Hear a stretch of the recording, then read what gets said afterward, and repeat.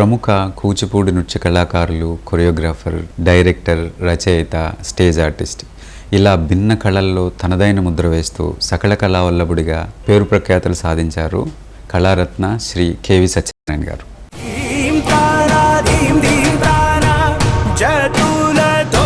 గత కొన్ని దశాబ్దాలుగా ఏలూరు ప్రజానికానికే కాకుండా రాష్ట్ర వ్యాప్తంగా ఉన్న కళాకారులకు పరిచయం అక్కర్లేని పేరు ఆయన. దేశ విదేశాల్లో ఎన్నో నృత్య ప్రదర్శనలు ఇస్తూ డాన్స్ అకాడమీతో కూచిపూడి జానపద నృత్య శిక్షణ ఇస్తూ కళలకు అంకితమైపోయారు కెవి సత్యనారాయణ గారు.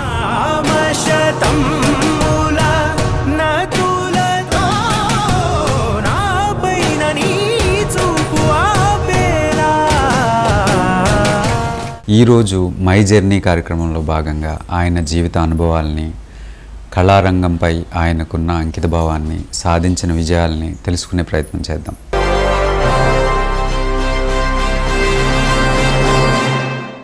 నమస్కారం sir, welcome to my journey. నమస్కారం. ముందుగా ఏసీటీ ప్రేక్షకులందరికీ హృదయపూర్వక శుభాకాంక్షలు. సార్, చాలా ఏళ్ళుగా కొన్ని దశాబ్దాలుగా దేశ విదేశాల్లోనే కాకుండా చాలా ప్రదర్శనలు ఇస్తూ ఎన్నో గౌరవాలు, గుర్తింపులు మీకు వచ్చాయి. ఇది మొత్తం చూస్తుంటే మీకేమనిపిస్తుంది సార్? చాలా సంతోషంగా ఉంది. ఎందుకంటే ఏలూరు లాంటి చిన్న ఊళ్ళో పుట్టి ఒక సామాన్య కుటుంబం నుంచి వచ్చినటువంటి నేను ఈ రోజున ప్రపంచవ్యాప్తంగా చాలా దేశాలలో కూచిపూడి నాట్యాల వ్యాప్తికి కృషి చేయడం నాకు నిజంగా చాలా సంతోషంగా ఉంది. దానికి మరి ఈ రోజున అమెరికా సంయుక్త రాష్ట్రాల్లో 35 సంవత్సరాలుగా కంటిన్యూస్గా ప్రతి సమ్మర్లో కూడా ఒక 2 నుంచి 4 నెలల పాటు అక్కడ ఉన్నటువంటి మన ఇండియన్స్కి కానీ అమెరికన్స్కి కానీ కూచిపూడి నాట్య కళలో శిక్షణ ఇస్తూ, అంతేకాకుండా ఒక ముఖ్యమైనటువంటి తానా ఆట మొదలైనటువంటి ప్రముఖ సంస్థలలో ఉత్సవాలలో ప్రదర్శనలు ఇవ్వటమే కాకుండా మన తెలుగు కావ్యాలను నృత్య రూపకాలుగా వివిధ దేశాలు ప్రదర్శించడం చాలా అదృష్టంగా, సంతోషంగా ఉంది. మరి ఏలూరు లాంటి చిన్న ఊరి నుంచి వచ్చినటువంటి నాకు ఇంత ఖ్యాతి రావడానికి మరి నా తల్లిదండ్రుల కృషి అయితే కానీ, మా గురువుల యొక్క ఆశీస్సులు అయితే కానీ, నాకు తోడ్పాటును అందించినటువంటి అక్కడ సంస్థల వారికి అందరికీ కూడా నేను ఎప్పుడు కూడా రుణపడి ఉంటాను. సార్, ఇప్పుడు తల్లిదండ్రులు అన్నారు కదా సార్, మీ బాల్యం గురించి, మీ చదువు గురించి, మీ కుటుంబ నేపథ్యం గురించి చెప్తారా సార్? నేను ఏలూరులోనే పుట్టాను. ఏలూరులో పుట్టిన తర్వాత ముఖ్యంగా చిన్నప్పటి నుంచి నాట్యం అంటే చాలా ఆసక్తి ఉండేది. కాకపోతే నేను చాలా ఏళ్ళ తర్వాత మా అమ్మ నాన్నలకు పుట్టిన బిడ్డను అవటం వల్ల, మగబిడ్డను అవటం వల్ల నేను డ్యాన్స్ నేర్చుకోవడానికి ముందుగా ఒప్పుకోలేదు. కాకపోతే భరత కళాప్రపూర్ణ కోర నరసింహరావు గారు ప్రపంచ ప్రఖ్యాతిగాంచినటువంటి నర్తకులు, వారు నాకు మేనమామ కూడా అవుతారు. ఆయన్ని చూసి కూడా చాలా మటుకు నేను ఇన్స్పైర్ అయ్యి ఉంటుంది. అప్పుడు మొట్టమొదటిసారిగా అమెరికాలో కూచిపూడి నాట్యాన్ని తీసుకెళ్ళినటువంటి మొట్టమొదటి వ్యక్తి ఆయన. సో ఎలాగా నాకు నాట్యం అంటే చాలా ఇంట్రెస్ట్ ఉండటంతో తర్వాత ఇంట్లో వాళ్ళని ఒప్పించి మా మామయ్య గారు కోర నరసింహారావు గారి దగ్గర నేను నాట్యం నేర్చుకోవడం జరిగింది. అదేవిధంగా కాలేజీలో ఉండేటప్పుడు కానీ, హై స్కూల్స్లో ఉండేటప్పుడు కానీ నాటకాలు వేయటం, ఇట్లా మా అందరినీ కూడా నాటకాలు వేయటమే కాకుండా మా ఫ్రెండ్స్ అందరినీ కూడా కలుపుకొని ఏదో సాంస్కృతిక కార్యక్రమాలు నిర్వహించడం, అట్లా ఇంట్రెస్ట్ పెరిగింది. సో ఇక్కడే నేను ముందుగా సుబ్బమధ్య స్కూల్లో చదివాను. తర్వాత సిఆర్రెడ్డి కాలేజీలో బ్యాచిలర్స్ బీకామ్ చేశాను. ఆ తర్వాత ఐసీడబ్ల్యూ చదువుదామని కొద్ది రోజులు మెడ్రాస్ వెళ్ళాను, కానీ నాకు ఆ టైంకి కుదరలేదు. మళ్ళీ వచ్చిన తర్వాత లా కాలేజీలో జాయిన్ అవ్వమని మా రెడ్డి కాలేజీలో ఉన్నటువంటి లెక్చరర్స్ అందరూ అడగడంతో నేను లా కాలేజ్ జాయిన్ అయ్యాను. కానీ జాయిన్ అయిన వెంటనే నాకు సినిమాలో అవకాశాలు రావటం వల్ల అది కూడా కంటిన్యూ చేయలేకపోయాను. సో మోస్ట్ ఆఫ్ ది నా అంటే టైం అంతా కూడాను, అంటే బాల్యం కానించి అంతా కూడా ఏలూరులోనే గడపడం జరిగింది. సార్, సినిమాల ప్రస్తావన, సినిమాల్లో అవకాశాలు వచ్చినాయని అంటున్నారు కదా సార్, అసలు కె విశ్వనాథ్ గారితో అసలు ఎలా పరిచయం అయింది? ఎందుకంటే మొత్తం మీరు చేసిన 4 సినిమాలు ఆల్మోస్ట్ ఆయన దర్శకత్వంలోనే, పర్యవేక్షణలోనే మీరు కొరియోగ్రఫీ చేశారు. ఆయనతో ఉన్న అనుబంధం, ఆయనతో ఉన్న పరిచయం ఎలా స్టార్ట్ అయింది, ఆ విషయాలు చెప్తారా సార్? కె విశ్వనాథ్ గారు 1986లో 85-86 మధ్యన ఆలపాటి రామచంద్రరావు గారు మన అంబిక రామచంద్రరావు గారి యొక్క షష్ఠపూర్తికి వారు రావటం జరిగింది. అప్పటికే ఆయన ఒక చిన్న కుర్రవాడిని మేజర్గా పెట్టుకొని ఒక డ్యాన్స్ బేస్గా ఒక సినిమా తీయాలని చెప్పని అనుకుంటున్నారు. సో అప్పుడు ఏలూరులో అప్పుడు ఏలూరుకి రావడం జరిగింది. ఇప్పుడు కొంతమందిని ఆయన సెలెక్ట్ చూసుకోవడం జరిగింది. అప్పుడు ఆలపాటి రామచంద్ర గారు నన్ను పరిచయం చేయడం జరిగింది. అప్పుడు షణ్ముఖ శ్రీనివాసుని సార్ చూసి అబ్బాయితో డ్యాన్స్ చేయించమంటే ఆయన అబ్బాయితో కొన్ని ఐటమ్స్ చేయించాము.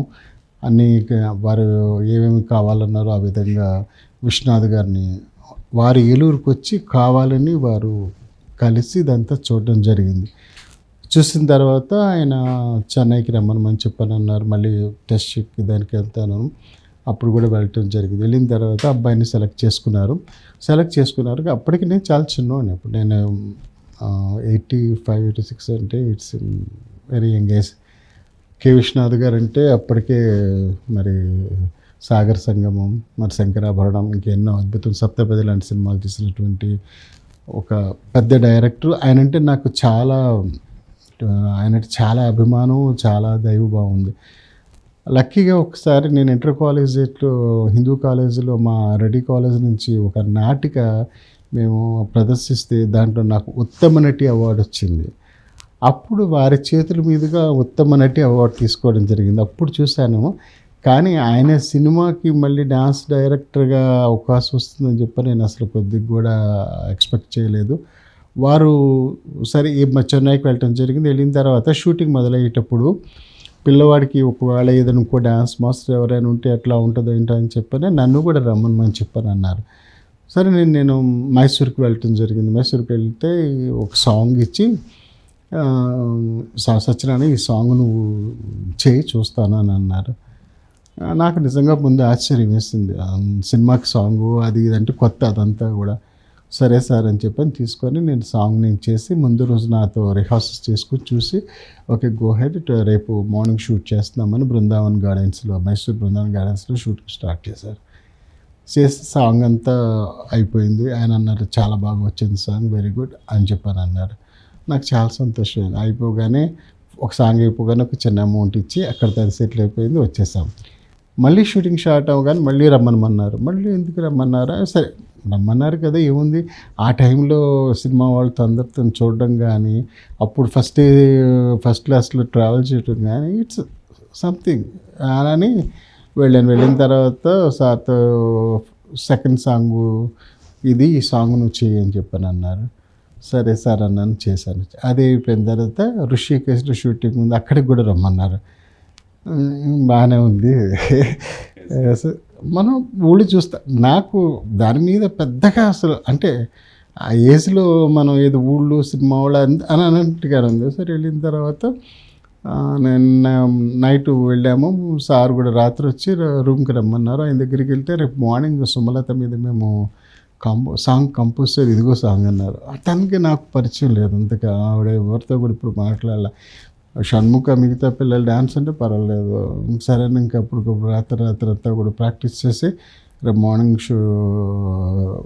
గంగా నది ఒడ్డులో అక్కడ సుమలతను రాజశేఖర్ తోటి చెయ్యాలి సాంగ్ అని. సో కొంత పార్ట్ అంతా నువ్వు ప్రాక్టీస్ చేసి తర్వాత చూసుకుందాం అంటప్పటికల్లా అంతవరకు కంపోజ్ చేసుకున్న షూటింగ్ షాట్కి వెళ్తే అప్పటికప్పుడు నేను చేసి చూపిస్తుంటే సుమలత కొద్దిగా డాన్సర్ కాదు, తను మంచి యాక్టర్, చాలా మంచి వెరీ గుడ్ ఆర్టిస్ట్, అంతే డాన్సర్గా కాదు.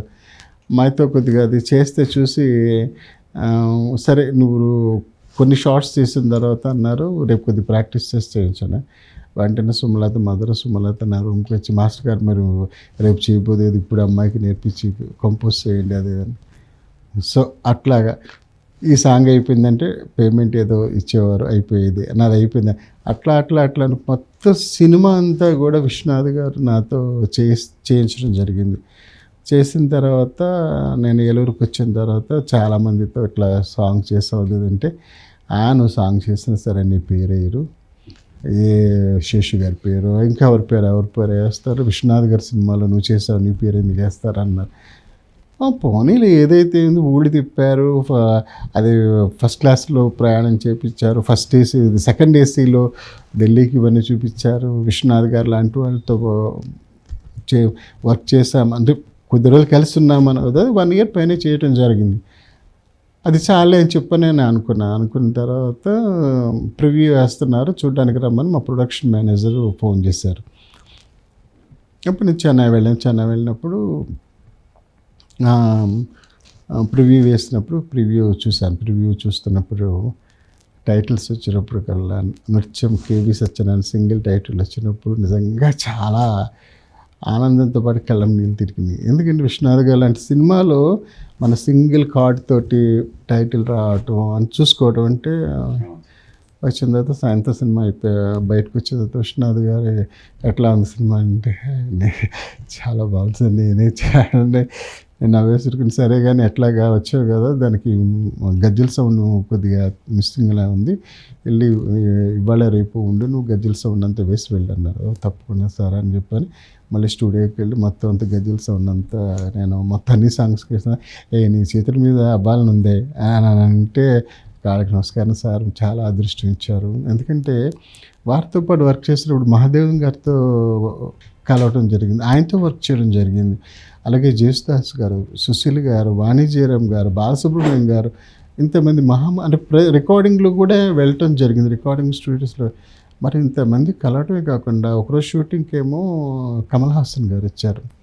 కమల్ హాసన్ గారు వచ్చినప్పుడు విశ్వనాథ్ గారికి ఈ అబ్బాయి కొత్త అబ్బాయి తను షూటింగ్ చేస్తా అంటే, అంత గొప్ప నటుడు కూడా డాన్స్ మాస్టర్ అనేటప్పటికల్లా చేతులు 2 జోడించి నమస్కారం పెట్టే చాలా ఆశ్చర్యం వేసింది. అదే షూటింగ్ టైంలో కూడా ప్రతిరోజు అంజలీదేవి గారు, మరి అప్పటికే గ్రేట్ ఆర్టిస్టే కాకుండా పెద్ద ప్రొడ్యూసరు ఆవిడ మా తల్లి కంటే గొప్పది, తల్లి వయసు కంటే మా తల్లి వయసు కంటే అదా. ఆవిడ రాగానే సెట్లో అందరికీ, అంటే టెక్నీషియన్స్కి అందరికీ, కుర్రోడా పెద్దోడా, నమస్కారం మాస్టర్ గారు అంటే, అమ్మ మీరు నమస్కారం పెట్టడం అంటే, అమ్మ మీరు పెద్దమ్మ అని లేదండి. టెక్నీషియన్స్ అందరూ మాకు గురువులు లాంటి వాళ్ళండి. అంటే వాళ్ళ దగ్గర నుంచి మనం ఏం నేర్చుకుంటున్నాం అన్నది చూస్తే, పెద్దవాళ్ళకంటే ఒక విద్య, ఒక సంబంధించిన వ్యక్తిని ఎట్లా గౌరవించాలో అన్నది వారి నుంచి అట్లాగా విశ్వనాథ్ గారితో ఆ సినిమా మొత్తం చేయడం జరిగింది. తర్వాత ఫస్ట్ ప్రివ్యూ వైజాగ్లో వారితో పాటు కలిసి చూడడం జరిగింది. తర్వాత ఆ సినిమాకేమో నంది అవార్డ్స్ వచ్చినాయి. నంది అవార్డ్స్ వచ్చినప్పుడు ఈ సింగిల్ కార్డు పడడం ఒక ఎత్తు అయితే, దానికి నంది అవార్డు రావడం ఇంకా అది అసలు కొద్దిగా కూడా అసలు ఇప్పుడంటే మనకి తెలిసిపోద్ది వెంటనే. అప్పుడు ఏం తెలిసేది కాదు, ఒక్కటే దూరదర్శనం, అది కూడా న్యూస్ అంటే ఒక 30 minutes అంతా ఉండే, దాంట్లో అందరి పేర్లు చెప్పరు కదా వాళ్ళు. అప్పుడు అవార్డ్స్ అంటే ఓన్లీ 30 awards, అంతకంటే ఏం ఉండేది పెద్ద, అందరికీ ఒక వందలు ఇచ్చే అవార్డ్స్ కాదు అది. సో నంది అవార్డు మా శృతిలేఖ సినిమాకి వచ్చింది, మన బెస్ట్ యాక్టర్స్గా సుమలతకి వచ్చింది, బెస్ట్ డైరెక్టర్గా విశ్వనాథ్ గారికి వచ్చింది. అట్లా 3-4 చెప్పారు. నేను మా ప్రొడక్షన్ మేనేజర్కి ఫోన్ చేసి, నువ్వు నాకు చాలాసార్లు పార్టీ ఎగ్గొట్టావు అంటే, 1 year పైన చేస్తాం కదా సార్, సరదాగా అనమాట. మరి మన సినిమాకి అవార్డు వచ్చింది కదా, మరి నాకు నువ్వు పార్టీ ఇవ్వాలి, నువ్వు మంచి గిఫ్ట్ ఇవ్వాలి అని చెప్పానన్న. నేనేటువంటి మీరు ఇవ్వాలి, మీరు గిఫ్ట్ ఎగ్గొట్టడం కోసం, పార్టీ ఎగ్గొట్టడం కోసం నాకు ఫోన్ చేస్తున్నారు. నేనేటువంటి నీ సినిమాకు వచ్చినా కూడా నేనే ఇవ్వాలా, నాకు ఇచ్చిందే నువ్వు చాలా తక్కువ అంటే, భలే ఎవరు మీకు అవార్డు వచ్చింది. నాకు అవార్డు రావటం ఏంటన్నా, లేదండి మీకు అవార్డు వచ్చింది అని అన్న. నాకు దేనికి వచ్చింది, బెస్ట్ కొరియోగ్రాఫర్. అప్పుడు కొరియోగ్రాఫర్ అన్న ఓడు అంతగా తెలియదు, నాకు తెలియదు. మనం ఏంటి బెస్ట్ డాన్స్ డైరెక్టర్ అని చెప్పాను, అంతవరకు తెలుసు. నువ్వు ఉత్తమ నృత్య దర్శకుడు సంథింగ్. కాదులే నువ్వు ఏదంటే, లేదండి మీకు వచ్చింది, మన సినిమాకి 8 awards వచ్చినాయి అంటే, నాకు అసలు సర్ప్రైజ్ అంటే అంత ఇంత కాదు. విశ్వనాథ్ గారి సినిమా అంటేనే ఒక పెద్ద, దాంట్లో నంది అవార్డ్స్ అంటే ఆ టైంలో అసలు అందులో ఎన్టీ రామారావు గారు సీఎం ఉన్నారు అక్కడ. ఆయన చేతుల మీదుగా తీసుకోవడం జరిగింది. అస్సలు నాకైతే నేను నమ్మలేదు. మరుసటి రోజు పొద్దున్నే పేపర్లో చూస్తే బెస్ట్ కొరియోగ్రాఫర్ అని ఉంది. మళ్ళీ డౌటు, నాకు కాదేమో అని చెప్పాను. అందుకే ఇంకో ఏమో ఎవరికో కేవీ సత్యనారాయణ ఎంతోమంది ఉంటారు కానీ, ఒక 3 రోజులు పోయిన తర్వాత లెటర్ వచ్చింది. So you are selected for this award అని చెప్పని సైదులు గారు అనుకుంటా దాంట్లో వస్తే చూసి ఇంకా ఆనందం వేసి మా ఫ్యామిలీ మొత్తం, మా సిస్టర్స్, మేము అందరం కూడా అసలు అంత సంతోషం కాదు. విశ్వనాథ్ గారి రుణం మాత్రం తెచ్చుకోలేము. తర్వాత కూడా భరతముని అవార్డ్స్లో కూడా నాకు ఆ సినిమాకి ముందే ఇది రావడం జరిగింది, ఈ అనౌన్స్మెంట్ కాకుండా. అప్పుడు నేను చిరంజీవి గారు ఉత్తమ నటుడి కింద మీ ఇద్దరం తీసుకోవడం జరిగింది శ్రీకాళహస్తిలో. అప్పుడు శ్రీకాళహస్తి చిరంజీవి గారు కూడా అది దానికి రుద్రవేణికి ఇచ్చారు. సో మేము విశ్వనాథ్ గారికి దీనికి ఇది ఈ నంది అవార్డ్స్కి అనౌన్స్ చేయకముందే అది అనౌన్స్ చేస్తారు వాళ్ళు, భరతముని ఆర్ట్స్ వాళ్ళు. సో వాళ్ళందరినీ కలవడం జరిగింది. చిరంజీవి గారు కూడా అప్పుడు కనిపించినప్పుడు సినిమా గురించి తను నన్ను చాలా అభిమానంగా మాట్లాడడం కూడా జరిగింది. ఇలా సార్ మీరు ఇతర దేశాల్లో కూడా మీరు ప్రదర్శనలు ఇచ్చే సందర్భాల్లో కానీ, మిమ్మల్ని సత్కరించే సందర్భాల్లో కానీ చాలామంది ప్రముఖులు అక్కడ మీతో స్టేజ్ షేర్ చేసుకుని మీ గురించి చెప్పిన సందర్భాలు ఉంటాయి కదా సార్. అలాగే అంజలిదేవి గారు కూడా ఒకసారి మీ కార్యక్రమం, మీ ప్రదర్శనలోకి రావడం, మీ గురించి మాట్లాడడం జరిగింది సార్. అప్పుడు ఏం చెప్పారు సార్ ఆవిడ? అంజలి గారు న్యూజెర్సీలో జరిగినటువంటి తెలుగు అసోసియేషన్ వాళ్ళు ఆముక్తమాలేద 500 సంవత్సరాలు అంటే కృష్ణదేవరాయల వారి పట్టాభిషేకం మహోత్సవం 500 సందర్భంగా ఆముక్తమాలేద ఏర్పాటు చేసినప్పుడు చీఫ్ గెస్ట్గా రావడం జరిగింది అంజలి గారు. ఆ ప్రదర్శన అంతా చూసి దానికోసం చెప్పని ఆవిడ వచ్చారు. చూసి ఆవిడ చాలా ఆనందపడి చెప్పడం కదా, మా మాస్టర్ గారు మా ఆయనతో మేము ఒక సినిమాలో ఒక చేసి ఆయన ప్రదర్శన కోసమే నేను వచ్చానని చెప్పినప్పుడు చాలా సంతోషం వేసింది. అలాగే అమెరికాలో అసలు ముందు క్లాసెస్ ప్రారంభం అవటానికి ఫస్ట్ అమెరికా వెళ్ళినప్పుడు మాకు పెద్దగా ముందుగా అసలు ప్రోగ్రామ్స్ ఏమీ లేవు. చాలా అసలు ఎందుకు వచ్చామా ఏంటి అన్నంత ఫీలింగ్ వచ్చేసింది నాకు. అప్పుడు న్యూజెర్సీలో క్లాసులు చెప్తున్నటువంటి పద్మిని రామచంద్రన్ అంటే యాక్చువల్గా చిన్న వయసు వాళ్ళకి, మీ వారికి అందరికీ చాలామందికి తెలియదు. దిస్ దేశ్ మే గంగా బహతీ హై, తర్వాత Mera Naam Joker, Thillana Mohanambal, Telugu, Tamil, Malayalam, Kannada is great dancer, artist, film heroine.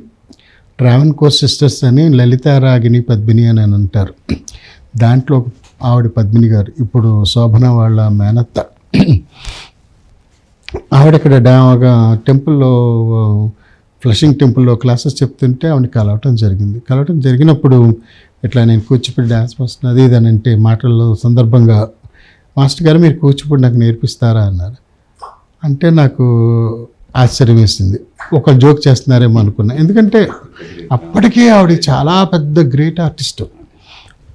సినిమాలన్నీ వదిలేసేసి ఇప్పుడు అమెరికా వెళ్ళిపోయి అక్కడ స్థిరపడ్డారు ఆవిడ సినిమాలు చూశాను. ఆవిడ అద్భుతమైన నాట్యం. అసలు ఇప్పటికీ కూడా మనం దిస్ దేశ్ మే గంగా బహతీలో కానీ, మెరణం జోకర్లో కానీ, తిల్లాన మోహనాంబలో కానీ, మోహిని భస్మాసులో మోహిని కానీ, అట్లా ఎన్నో అద్భుతమైనటువంటి నాట్యాలు. అసలు సినిమాలో ఆవిడ నాట్యం చూస్తే అసలు మర్చిపోలేదు. గొప్ప నాట్యగతి ఆవిడ అడగటం ఏంటని చెప్పాను. అమ్మ మీరు నిజంగా నేర్చుకుంటా అంటే నేను నేర్పిస్తాను అన్న. That is 89. ఇంకా నేను ఇంకా చిన్నవాడిని. అంటే ఆవిడ అంది, సరే అయితే మాస్టర్ మీరు ఎక్కడ ఉన్నారో చెప్పండి, అడ్రస్. నేను ఇప్పుడే సెల్ ఫోన్ లేవు కదా, అడ్రస్ తీసుకున్నారు. సార్ నేను ఉన్న వాళ్ళ ఇంట్లో వాళ్ళకి చెప్తేనేమో పద్మిని గారు రావటం ఏంటి అని ఆయన వాళ్ళు సెలవు పెట్టి ఇంట్లో అంతా హడావడి చేసుకుని కూర్చున్నారు. గంట అయింది, రాలా. టైం అయిపోతుంది, రాలా. ఏంటబ్బా అయ్యో అని ఇదొక పెద్ద అప్సెట్. ఏంటరా బాబు ఇట్లా అయింది, రారేమో ఉత్తనే అన్నారేమో అనుకుంటే, ఎలాగైతే తిరిగి ల్యాండ్లైన్కి ఫోన్ చేసి అడ్రస్ తప్పారట. ఆవిడ అసిస్టెంట్ రాధా వచ్చారు, న్యూయార్క్లో నేను ఉండగా. వచ్చి మాస్టర్ గారు మీరు ముందు చేయండి అన్నారు. సో నేను ఐటమ్స్ చేసి చూపించినప్పుడు ఆవిడ చూసి, ఓకే మాస్టర్ గారు అని చిన్ని తీసుకొని కట్టుకొని వచ్చి కాళ్ళకి నమస్కారం. అమ్మ మీరు నాకంటే పెద్దవారు, తల్లి లాంటి వారు, మీరు మీకు నమస్కారం అంటే ఒకే మాట, నేను మీకు నమస్కారం పెట్టట్లేదు, మీలో నేను గురువుకు నమస్కారం పెడుతున్నాను అని చెప్పానంటే నాకు కళ్ళంపు నీళ్ళు తిరిగినాయి. అంత పెద్ద నటి వచ్చి కాళ్ళకు నమస్కారం పెట్టడం అంటే, మరి మనం అయితే కొంతమంది మన గురువైన కొన్ని పేర్లు చెప్పడానికి కూడా కొంతమంది అలా మారిపోయింది. ఆ పెద్దవాళ్ళని చూస్తే అదే ఆ సిస్టమ్ నాకు బాగా ఆ పద్ధతి చాలా నచ్చింది. సో ఆవిడకి నేర్చుకున్న తర్వాత ఆవిడ మాస్టర్ గారికి కొద్దిగా ఇంటికి వస్తే 2-3 రోజులు ఉండి మీరు చెప్తుంటే రికార్డ్ చేసుకోవచ్చు, ఇదంతా నేర్చుకోవాలంటే నా ఏజ్కి కష్టం అవుతుందంటే నేను ఇంటికి వెళ్ళి నేర్పించినాను. మొట్టమొదటిసారిగా అమెరికాలో ఆవిడ చేతితో $350 బట్టలు పెట్టి ఒక చిన్న టేప్ రికార్డర్లు మనకి కొనిచ్చి ఆవిడ ఎంతో అభిమానంగా చూసి పంపించడం జరిగింది. ఎప్పుడు అమెరికా వెళ్ళినా కూడా ఫోన్ చేసినప్పుడు మాస్టర్ గారు అని పిలిచారు. ఆవిడ ఏలూరు ఇండియా వచ్చారని తెలిసి జేసెస్ వాళ్ళు పిలిస్తే ఏలూరు వచ్చి ఉన్నప్పుడు తుర్లపాటి కుటుంబరావు గారు, పద్మశ్రీ తుర్లపాటి కుటుంబరావు గారు ఆయన అడగడం జరిగింది, అమ్మ మీరు నిజంగా అబ్బాయి దగ్గర నేర్చుకున్నారా నేను బయటకు వెళ్ళిన తర్వాత? ఎస్ నేను నేర్చుకున్నానని స్టేజ్ మీద చెప్పింది ఆవిడ. ఏలూరు స్టేజ్ మీద చెప్పింది. మరి ఈ రోజున మరి ఎంతమంది అట్లాగా అంత గొప్ప నటి చెప్పవలసిన అవసరం లేదు. ఆవిడ స్టేజ్ మీద ఎట్లా ఇప్పుడు మీరు గురువుల పాత్ర మనకి అంటే గురువుకున్న ప్రాధాన్యత అలాంటిది అని చెప్తున్నారు కదా సార్. మీరు నేర్చుకునేటప్పుడు మీ గురువులు మీకు ఎలా నేర్పించారు? అసలు వాళ్ళు ఎలా అప్పట్లో అంటే ఆల్మోస్ట్ మీరు ఒక 50-60 ఇయర్స్ బ్యాక్ 50 ఇయర్స్ బ్యాక్ అట్లా మీరు నేర్చుకోవడం, అప్పుడు మీ గురువులు మీకు ఎలా నేర్పారు? వాళ్ళు ఎవరు? ఆ విషయాలు చెప్పారు. మెయిన్గా ముందుగా నేర్చుకుందంతా కూడా నేను భరతకళా ప్రపంచ కోరనేశ్వర గారు మా మామయ్య గారి దగ్గర నేర్చుకోవడం జరిగింది. మామయ్య గారు అంటే ప్రజలకు చనువు ఉండేది కూడాను, చనువుగానే నేర్చుకోవడం జరిగింది. తర్వాత ప్రహ్లాద్ శర్మ గారి దగ్గర కొద్ది రోజులు నేర్చుకున్నాను, అంత ఎక్కువగా నేర్చుకోలేదు. కానీ తర్వాత ముఖ్యంగా వెంపటి సత్యం గారు మా డాన్స్ మాస్టర్స్కి అందరికీ కూడా 3 months కూచిపూడిలో వాళ్ళ క్లాసెస్ కండక్ట్ చేయడం జరిగింది, వర్క్షాప్ లాగా కూచిపూడి డ్యాన్స్ టీచర్స్కి అందరికీ. అప్పుడు ఆయన దగ్గర చాలా మెలకువలు నేర్చుకోవడం జరిగింది. కోరానేశ్వర మాస్టర్ గారి దగ్గర ఒక నృత్య రూపకం ఎట్లా చేయాలి, స్టేజ్ మీద ఎట్లా ప్రదర్శన ఇవ్వాలి, ముఖ్యంగా భామాకలాపం అంతా కూడా ఆయన నేర్పించడం జరిగింది. నాకు నేర్పించడమే కాకుండా నేను భామాగా చేస్తుంటే ఆయన సూత్రధారుడిగా చేసేవారు. సో ప్రతి దాన్ని ఆ భామని సత్యభామ యొక్క క్యారెక్టర్ని ప్రవేశపడ్డారు కానీ అసలు ఎట్లా నడిపించేవారు అంటే అద్భుతంగా నడిపించేవారు కోరానేశ్వరరావు గారు. తర్వాత వెంపటి సత్యం గారి దగ్గర నేర్చుకోవడం జరిగింది. వీళ్ళందరూ కూడా నేనంటే చాలా ప్రేమ చూపించేవారు, చాలా అభిమానంగా నేర్పించారు. నేను పైకి రావాలని చెప్పని మనస్ఫూర్తిగా కోరుకున్నటువంటి వ్యక్తులు కోరానేశ్వరరావు గారు, మాస్టర్ గారు. నేనైతే చాలా ప్రదర్శన ఇవ్వడం జరిగింది. నేను మోహినిగా వేస్తే ఆయన భస్మాసురుడిగా, నేను అమ్మవారు వేస్తే ఆయన మహిషాసురుడిగా, నేను అలివెల మంగ వేస్తే ఆయన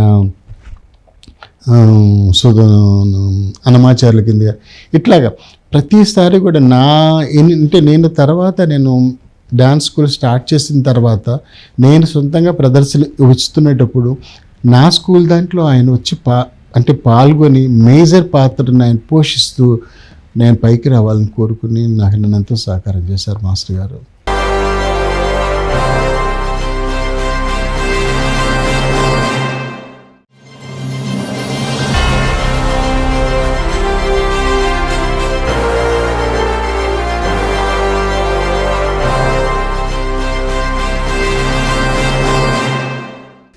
సత్యభామగా మీరు ఇంతకుముందు చెప్తున్నప్పుడు అన్నారు కదా సార్, సత్యభామగా మీరు స్టేజ్ మీదకి వచ్చినప్పుడు అప్పుడు ఎలాంటి అప్లాజ్ ఉండేది సార్?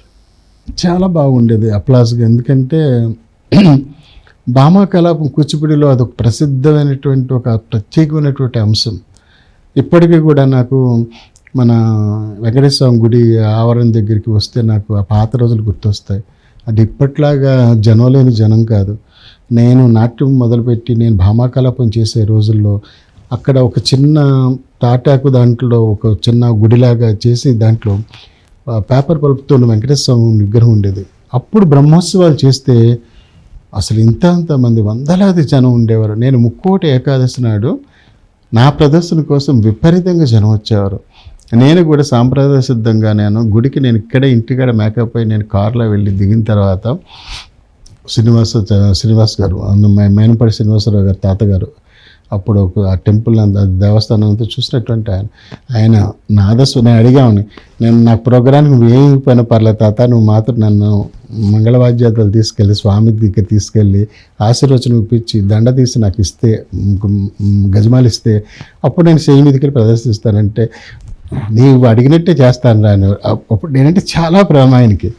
ముక్కోటి ఏకాదశి నాడు వెళ్తే అలాగే మంగళవాద్యాలతో దేవుడి దగ్గరికి తీసుకెళ్ళి స్వామి దగ్గర ఆశీర్వచనాలు ఇప్పించి ఆ శాస్త్రబద్ధంగా స్వామివారికి అఖండమాల ఇచ్చిన తర్వాత వచ్చే స్టేజ్ మీద భామాకలాపం చేస్తే అంత ప్లస్ కాదు. భామాకలాపానికి అసలు చాలా ఎక్కడ చేసినా సరే కూడా దానికి ఒక ప్రత్యేకత అనిపించేది నాకు కూడాను.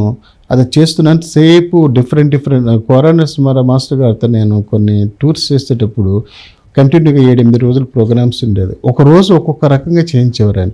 అదేవిధంగా ఆ పాత్రకి నేను న్యాయం చేకూర్చడంతో పాటు నాకు సహకారం అందించింది భాస్కర్ అనే మా సింగర్. అతను మెయిల్ అండ్ ఫీమేల్ వాయిస్లో పాడేవాడు, చాలా అద్భుతంగా పాడేవాడు. ఆ పాత్రకి ప్రతి వర్డ్ని అర్థం చేసుకొని పాడేవాడు, మామూలుగా ఏదో పాడేయటం కాకుండా. సో ప్రతి దానికి తను నేను మా ఇద్దరికి కాంబినేషన్ బాగా కుదిరేది. ఆ భామా కలాపాన్ని ఒక్కొక్క రోజు ఒక్కొక్క ఐటమ్ ఒక్కొక్క అంశాన్ని పెంచుకుంటూ వెళ్ళి చేసేవాళ్ళం. సో భామా కలాపం ఒకటి, అలాగే అలవేలు మంగా విలాసం ఒకటి. అలవేలు మంగా విలాసం నేను వైజాగ్లో చేసినప్పుడు ప్రదర్శన అయిపోయిన తర్వాత ఒక ఇన్కమ్ ట్యాక్స్ ఆఫీసర్ పెద్ద ఆయన స్టేజ్ మీదకి వచ్చారు. నేను ఇంకా మేకప్ తీయలేదు, నేను జస్ట్ ఏదో మాట్లాడుతున్నా. వచ్చి కాళ్ళకి నమస్కారం పెట్టేసేసి వెళ్ళిపోయారు. ఏంటి నిండి ఇటు వచ్చారు, ఇట్లా వెళ్ళిపోయారు ఏంటని అంటే అదేం చెప్పలే, నమస్కారం పెట్టి వెళ్ళిపోయారు అంతే. అప్పుడు నేను అన్నాను, ఎవరైనా అంటే ఆయన చాలా ఆఫీసులో చాలా నాటకాలు ఇవన్నీ చాలా ఇష్టం. సో ఆ 2 పాత్రలు నాకు విపరీతమైన పేరు తీసుకొచ్చాయి. కొన్ని వందల మంది విద్యార్థులకు మీరు శిక్షణ ఇస్తున్నారు సార్, అమెరికాలో కానీ ఇక్కడ మన ఏలూరులో కానీ. ఇప్పుడు మన ఏలూరుకు వచ్చేసరికి ఏంటంటే వైఎంహెచ్ఏ హాల్ ద్వారా ఆ పేరు ప్రస్తావన వస్తేనే దాంట్లో ప్రధానంగా వినిపించేది మీ పేరు. సో ఏలూరు మనకి ఏ రకమైన శిక్షణ ఇస్తున్నారు, అది ఎలా సాగుతుంది సార్? వైఎంహెచ్ఏ వేరు, ఏలూరు నా శిక్షణ వేరు. ముందంతా కూడా మాకు ఈ ముందు బిల్డింగ్ ఉండేది. అప్పుడు దానిపైన నేను మా సొంత డాబా మీద నేను క్లాసులు తీసుకోవడం జరిగింది. అక్కడే పిల్లలందరికీ చాలామందికి నేర్పించడం జరిగింది. అక్కడ చాలా సంవత్సరాలు నేర్పించాను. తర్వాత యాక్చువల్గా నాకు ఏలూరులో ఒక మంచి కళాక్షేత్రం కట్టాలని చెప్పని అంబిషన్ ఉండేది. దానికి యాక్చువల్గా రాజశేఖర రెడ్డి గారి టైంలో గవర్నమెంట్ సంజయ్ జార్జ్ గారు కలెక్టర్గా ఉండగా 1 acre స్థలం ఇవ్వడం కూడా జరిగింది. స్థలం అలాట్ చేశారు, కానీ నేను అది అలాట్ చేసి రాజశేఖర రెడ్డి గారు శంకుస్థాపన చేసిన వెంటనే నేను అది కట్టడానికి అనుకోవడానికి ముందు నేను యూఎస్ వెళ్ళాను. యూఎస్ నుంచి వచ్చేటప్పటికల్లా సంజయ్ జార్జ్ గారు మారిపోయారు. సంజయ్ జార్జ్ గారు కానీ ఇంకొక 6 months ఉంటే ఒక బ్రహ్మాండమైన కళాక్షేత్రం, నేను ఒక ఆడిటోరియంకి 1 acre, కళాక్షేత్రానికి ఒక 1 acre బ్రహ్మాండంగా కట్టగలి. అది కూడా ఎక్కడ రైల్వే స్టేషన్కి ఎదురుగా స్టేడియం పక్కన ఒక మంచి సైట్లోని. కానీ తర్వాత ఆయన వెళ్ళిపోయిన తర్వాత అధికారుల యొక్క మార్పు అయితేనే మిగతా థింగ్స్ అయితేనే వాళ్ళతో నేను ముందుకు వెళ్ళలేనేమో అని అనిపించింది. దానికి అప్పుడు ఆ టైంలోనే 3-4 లక్షల దాకా గ్రౌండ్ అంతా చేసి బోర్ అంతా కూడా ప్లాన్ చేసిన తర్వాత నాకు అది వర్కౌట్ కాదనిపించింది నాకు వాళ్ళతో. అందుకని దాన్ని వదిలేయటం. కానీ నాకు ఆ కోరిక అట్లాగే అది మిగిలిపోయింది, ఒక పెద్ద కళాక్షేత్రం కట్టాలని చెప్పి అదొకటి ఉండిపోయింది. ఇంకా యూఎస్లో అయితే ఇక్కడ చాలా క్లాసెస్ తీసుకుంటాం, ప్రదర్శనలకు మేజర్గా ఎక్కువగాను వర్క్షాప్స్ అన్ని కండక్ట్ చేస్తున్నాము. అమెరికాలో అయితే మాత్రం ఇప్పుడు 35 సంవత్సరాలుగా జరుగుతున్నాయి, క్లాసెస్ జరుగుతున్నాయి. అక్కడ చాలామంది వేలాది మంది పిల్లలు నేర్చుకోవడం జరిగింది. అంతేకాకుండా డ్యాన్స్ టీచర్స్ కూడా నేర్చుకోవడం జరుగుతుంది. వాళ్ళ పిల్లలతో కలిసి వాళ్ళ ప్రదర్శనలు ఇవ్వడం జరుగుతుంది. అలాగే తానా కానీ, ఆట కానీ, నాట కానీ, ఇలా అన్ని సంస్థలు కూడా నా కార్యక్రమాలు వాళ్ళు ఎంతో సపోర్ట్ చేసి వాళ్ళ యొక్క మేజర్ ఈవెంట్స్లో అన్నింటిలో కూడా నాకు అవకాశం ప్రతి ఇయర్ కూడా వాళ్ళు కల్పించడం. మొన్న కూడా వచ్చే ముందు తానాలో ప్రదర్శించడం జరిగింది. తర్వాత నాట్స్ వాళ్ళు టాంపాలో మన తెలుగు కావ్యాలను ఒక నృత్యరూపంగా ప్రదర్శించడానికి వాళ్ళు కూడా ఎంతో సహకారాన్ని ఇచ్చారు. అక్కడ టీచర్స్ పిల్లలు కూడా చాలా ఇంట్రెస్ట్గా నేర్చుకోవడం జరిగింది. తర్వాత నేను వైఎంహెచ్ఏలో 93 నుంచి నేను ఇన్వాల్వ్ అవ్వటం జరిగింది. అది కూడా ఆంధ్ర నాట్య కళావైభవం అని చెప్పని ఒక ప్రదర్శనతో ఇన్వాల్వ్ అవ్వటం జరిగింది. వైఎంహెచ్ఏ అంటే నాకు ఎందుకు ఇష్టం అంటే, నేను మొట్టమొదట ఆ స్టేజ్ మీద నేను ప్రదర్శన ఇవ్వటం జరిగింది. అంటే మా కాలేజ్, మా ఎలిమెంటరీ స్కూల్, అప్పుడు Kinder garden Eluru first time పెట్టారు. ఆ కిండర్ గార్డెన్లో ఫస్ట్ మా స్కూల్ యానివర్సరీ దాంట్లో జరిగినప్పుడు అక్కడ పోయింది. అందుకని అదంటే నాకు చాలా అభిమానం. దాని మీద కోరాడు గారు, నరసింహారావు గారి ప్రోగ్రామ్స్ కానీ, మధ్య రామారావు గారు, మా పెద్దనాన్న గారి ప్రదర్శనలు చాలా జరిగేవి. సో ఆ అభిమానంతో నేను ఎంటర్ అవ్వడం జరిగింది. అనుకోకుండా మరి బందాకల వెంకటేశ్వరరావు గారు దానికి సెక్రటరీగా చేశారు. కూచిపూడిని ఒక శాస్త్రీయ నృత్యంగా నిరూపించినటువంటి గొప్ప వ్యక్తి ఆయన. దానికి మళ్ళీ నేను జనరల్ సెక్రటరీగా వచ్చి ఈ రోజున దానికి సేవ చేసే భాగ్యం కలిగినందుకు కూడా చాలా సంతోషంగా ఉంది. మరి వైఎంఎస్లో చాలా చాలా సాంస్కృతిక కార్యక్రమాలు ఎన్నో చేయటానికి నాకు ఆ భగవంతుడు అవకాశం, అదేవిధంగా మిగతా సభ్యులందరూ కూడా వైఎంఎస్లో సభ్యులందరూ కూడా ముఖ్యంగా ఫ్రెండ్స్గా ఉన్నటువంటి అంబికా కృష్ణ కానీ, ఇప్పుడు వేణుగోపాల్ నాని కానీ, అలాగే ఉషా బాలకృష్ణ గారు కానీ, మోహన్ గుప్తా గారికి, గుప్తా ఫ్యామిలీస్, ఇంకా చాలామంది అందరూ కూడా కేకే గుప్తా గారు వీళ్ళు చాలామంది మా ఫ్రెండ్స్ కానీ చాలామంది దాంట్లో ఉన్నారు. అందరూ కలిసి దానికి కార్యక్రమాన్ని చక్కగా నిర్వహించుకోవడానికి మంచి అవకాశం కలుగుతుంది. అలాగే సార్, ఇక్కడ మనకి మీ పుట్టినరోజుకి కొంతమంది కళాకారులను ప్రోత్సహించేలా అవార్డు ప్రదానోత్సవాలు చేస్తున్నారు కదా సార్, దాని గురించి చెప్తారు. మా తర్వాత నేను నా 50th బర్త్డే సందర్భంగా 2007లో కేవీఎస్ ట్రస్ట్ అని ఏర్పాటు చేయడం జరిగింది. కేవీఎస్ ట్రస్ట్ అంత క్రితం ఏర్పాటు చేసాం ఈ కళాక్షేత్రం కోసం అని చెప్పానని. ఇంకా ఆ తర్వాత ఇంకా కేవీఎస్ ట్రస్ట్ అని పెట్టి ఎవ్రీ ఇయర్ ఒక నిష్ణాతున్నటువంటి కళాకారునికి సత్కారం చేయాలని చెప్పి నన్ను కానీ ప్లాన్ చేసాము. దాంతోపాటు నృత్యోత్సవాలు, అదేవిధంగా పోటీలు, డ్యాన్స్ పోటీలు కానీ అలాగే వివిధ కార్యక్రమాలు అదే రోజున చేయటం జరిగింది. 2007 నుంచి స్టార్ట్ చేసాం. ప్రతి ఇయర్ ఒక కళాకారునికి కానీ సత్కారం చేయడం జరుగుతుంది. అదేవిధంగా సాహిత్య పురస్కారాన్ని కూడా అది వైఎంఎస్తో కలిపి చేస్తాము. అవార్డు ఫంక్షన్ని సాహిత్య మండలితో కలిసి సాహిత్య పురస్కారాన్ని కూడా అందించడం జరుగుతుంది ప్రతి ఇయర్. అది మొన్నటి వరకు ఉగాదికి ఇచ్చేవాళ్ళం, ఇప్పుడేమో దసరా ఉత్సవాలకు ఇస్తున్నాము. అదేవిధంగా ఫైన్ ఆర్ట్స్ అకాడమీతో సంగీత పురస్కారం కూడా ఇవ్వటం జరుగుతుంది. ఇంతే కాకుండా కేవీఎస్ ట్రస్ట్ ద్వారా ఒక స్కూల్స్కి కానీ, ఇట్లా ఓల్డ్ ఏజ్ హోమ్స్కి కానీ, ఎవరైనా మా డాన్సెస్కి సంబంధించిన వాళ్ళకి కానీ మా ట్రస్ట్ నుంచి నాకు వీలైనంతగా వాళ్ళందరికీ కూడా సహాయ సహకారాలు అందించడం జరుగుతుంది. Yes sir. తర్వాత సార్, ఇప్పుడు మనకి ఒక 40-50 ఇయర్స్గా మీరు ఈ కూచిపూడి నృత్యాన్ని మీరు ప్రపంచవ్యాప్తంగా మీరు ప్రదర్శనలు ఇస్తూ శిక్షణలు ఇస్తూ తిరుగుతున్నారు సార్. అప్పటికి ఇప్పటికీ ఈ మన కల్చరల్ రూట్స్లో నుంచి వచ్చిన ఈ భరతనాట్యం కావచ్చు, కూచిపూడి కావచ్చు, వీటికి ఇప్పుడున్న తరం ఎట్లా కనెక్ట్ అవుతున్నారు అన్నదేమన్నా చెప్తారా సార్? పూర్వం చూసుకుంటే మనకి పిల్లలకి ఎక్కువ టైం ఉండేది. స్కూల్ అయిపోగానే వాళ్ళు చక్కగా వచ్చి నాట్యం నేర్చుకునేవారు, లేకపోతే స్పోర్ట్స్ నేర్చుకునేవారు, సంగీతం నేర్చుకునేవారు. అదేవిధంగా ప్రదర్శనలు చాలా ఎక్కువ జరిగేవి. ప్రదర్శన జరిగిందంటే ఇప్పుడు టెంపుల్స్లో ఎక్కువ ప్రదర్శనలు జరిగేవి. అదేవిధంగా మన వైఎంఎస్ లాంటి సంస్థల్లో ప్రోగ్రామ్స్ జరిగేవి. శ్రీరామనవమి వచ్చిన, వినాయక చవితి వచ్చిన, దేవీ నవరాత్రులు వచ్చిన అద్భుతంగా ప్రదర్శన జరిగేది. వాళ్ళందరికీ కూడా వాళ్ళు చక్కగా వాళ్ళు పారితోషికాలు ఇచ్చేవారు, సన్మానాలు చేసేవారు. కొంతమందికి పెద్ద పెద్ద వాళ్ళకి కంకణాలు, ఇవన్నీ చాలా అంటే కళకి చాలా వాళ్ళు అవకాశం చూపించేవారు. ఇప్పుడు చూస్తుంటే పిల్లలకి కొద్ది టైం చాలా తక్కువైపోయింది ఇప్పుడు అసలు. ఎందుకంటే స్కూల్ నుంచి రాగానే ట్యూషన్స్కి పంపించడం, ఎందుకులే ఇవి అని చెప్పి ఎవరో కొద్దిమందికి ఇంట్రెస్ట్ ఉన్నవాళ్ళు తప్పనిసరిగా నేర్పిస్తున్నారు. కానీ కళారంగంలో ఏదో ఒక ఆర్ట్ ఫామ్ నేర్చుకుని పిల్లలు కూడా నేర్చుకుంటే ఆ పిల్లలు చాలా షార్ప్ అవుతారు. డెఫినెట్గా వాళ్ళకి చాలా మంచి భవిష్యత్తు. అంటే పబ్లిక్లో వాళ్ళు ఎట్లాగా ఉండాలి అసలు ప్రతిదీ. ఎందుకంటే నాట్యం అంటే అంత తేలిగ్గా నేర్చుకునేది కాదు, బోళ్ళంత గుర్తుపెట్టుకోవాలి. ప్రతి ఒక్కరితోటి ఎట్లా బిహేవ్ చేయాలో తెలుస్తుంది, గురువుతో ఎట్లా బిహేవ్ చేయాలో తెలిసేది, పక్కన వాళ్ళతో కూడా ఎట్లా బిహేవ్ చేయాలో తెలుస్తుంది. యారగెన్స్ రాదు వాళ్ళకి, ఎప్పుడు కూడా ఒదిగి ఉండాలి అన్నది ఒక భక్తిభావం ఉంటుంది. అది ఎవరికి అది ఆ ఫీల్డ్కి, అంటే నాట్యం అనే కాదు, సంగీతం అనే కాదు, ఇప్పటికీ కూడా సంగీత నాట్యాలు కొంతమంది గురువు కనిపించిన వెంటనే పాదాలకు నమస్కారం పెడతారు. పాదాలకు నమస్కారం పెట్టడం అంటే తను అన్నీ మర్చిపోయి తన నీకు అంకితం అనేది వంగి నమస్కారం పెట్టడం. మరి అది అంతటి గొప్ప కళని మరి ఈ రోజున మన వాళ్ళు కొన్ని చోట్ల చాలా బాగున్నాయి. బెంగళూరు లాంటి అంటే సిటీస్లో బాగున్నాయి. మనకి కొన్ని ఊళ్ళల్లో చూస్తే మరి ఇంట్లో కార్యక్రమాలు జరుగుతుంటే చాలామంది అటెండ్ కాకపోవడం, కొన్ని మామూలు మిగతా డాన్స్ ఫామ్స్ గురించి నేను మాట్లాడలే, అంటే వెస్ట్రన్ కానీ వీటి గురించి. ఎందుకంటే వాటికి ఆదరణ అంటే కొద్దిగా అట్రాక్ట్ అయితే అయి ఉండొచ్చు. ఏది తప్పు కాదు, ఏది ఒప్పు కాదు. కానీ మన శాస్త్రీయ కళలకు కానీ, సంగీతానికి కానీ, వీటికి కానీ మన యొక్క ప్రజల యొక్క ఆదరణ చాలా తగ్గిపోయిందని చెప్పాలి. అదేవిధంగా మిగతా సంస్థలన్నింటిలోంచి కూడా ఆదరణ చాలా తగ్గిందని చెప్పాలి. దానివల్ల ఇప్పుడు ప్రదర్శన జరుగుతుంటే ఎక్కువ మంది రావటం లేదు. మరి జనాలు రాకపోతే దానికి ఎట్లా నిలుస్తుంది, కళ ఎట్లా నిలుస్తుంది?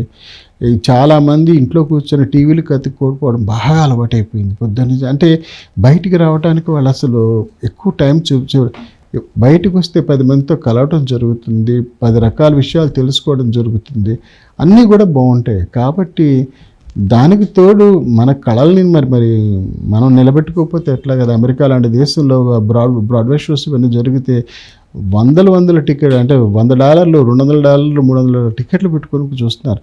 లక్కీగా నేను మొన్న చూసాను, బెంగళూరులో ఏదో డ్యాన్స్ ప్రోగ్రామ్కి వాళ్ళు బుక్ మై షోలో టికెట్లు అమ్ముతున్నారు, వచ్చి టికెట్లు కొనుక్కోమన్నారు. సో అది నాకు చాలా నచ్చింది. ఒక డ్యాన్స్ షోకి బుక్ మై షోలో టికెట్లు బుక్ చేసుకుని చూడమని చెప్పడం అంటే చాలా సంతోషం ఇస్తుంది.